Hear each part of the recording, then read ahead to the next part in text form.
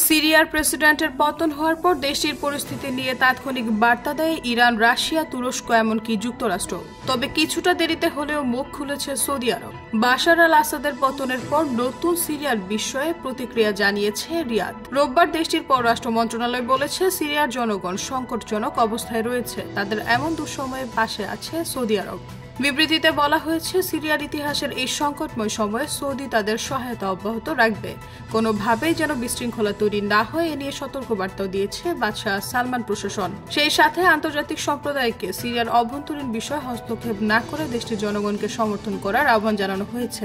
সিরিয়ায় বিদ্রোহীদের দামেস্কে দখলের পর রোববার দেশ ছেড়ে পালিয়ে যান বাশার আল আসাদ সপরিবারে আশ্রয় নিয়েছেন বন্ধু পুতিনের দেশ রাশিয়াতে।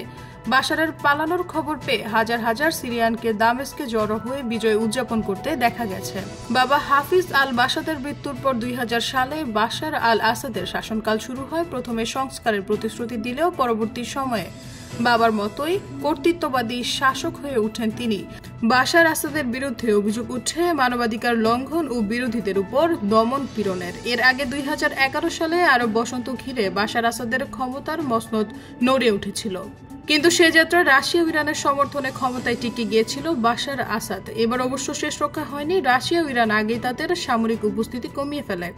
এরপরই হায়াত তাহরির আল শামের নেতৃত্বে বিদ্রোহীদের গ্রুপ মাত্র 3টি শহর দখল করে নেওয়ার পরই দেশ ছেড়ে পালাতে হয় বাশার আসাদকে।